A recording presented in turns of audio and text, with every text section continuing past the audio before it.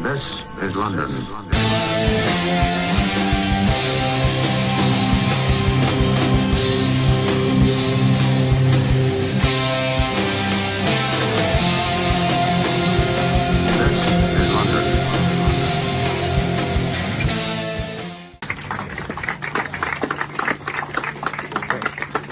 First of all, I'm truly honoured to be given the opening spot to talk about my good friend Frank Reimer, who died in February this year. Frank, for many of us, was the link between the older generation, the motorsport generation, and the younger generation. And if it wasn't for him, our generation wouldn't know you guys. And it's thanks to him that we're here today. Now, a lot of people know about Frank from his days from running this reunion, but many people don't know that he's been involved in the wrestling business for many years, 50 years in fact. And if you could just give me a couple of minutes of your time, I'd like to just tell you a bit about Frank's life, and I promise it will be more than a few minutes.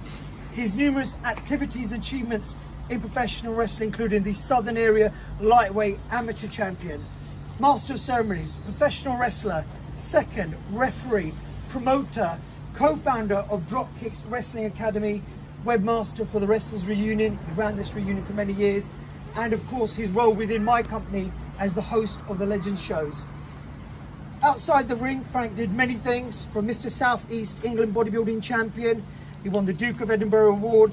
He was in karate. He promoted rock and roll shows, and even was the commentator for Channel 4's British Strongman Championship. To tell you about Frank, I just got to tell you something that happened at 9 years old. Frank's family were involved in a horrific car accident in which his father passed away and his mother was left crippled. Frank, as a result, never let anybody drive him. And if you've ever been around Frank, even if it's a 4-hour journey, he'll go by himself if you had to. He'll never sit in anyone else's car. But his life changed when he met British wrestler Johnny Earsley, who took Frank home and offered to help him, raise him and teach him the manly way of life. But Frank's mother was slightly sceptical, as you'd imagine, until she met John's other children, Mark and Carl. 1960, Frank won a place at Dale Martin's gym in Brixton.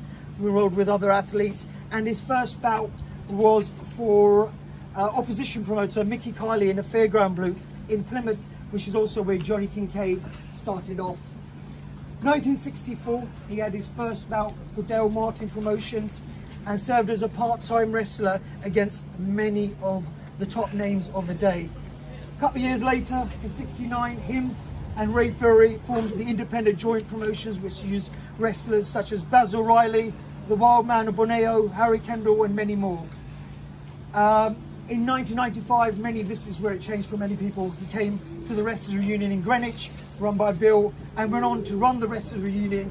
And let's face it, it wouldn't be what it was today, and we probably all wouldn't be here without Frank Reimer. I think you'll all agree with that.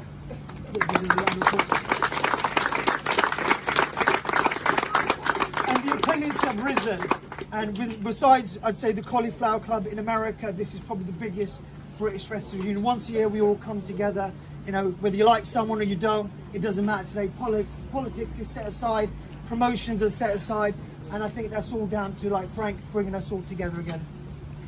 Okay, and for me, I think for another thing for the younger wrestlers, in 1998 he formed Dropkicks Wrestling Academy, which is where 80% of the wrestlers come from today. He formed that with Tony Scarlo, who known for 45 years teaching traditional style of wrestling.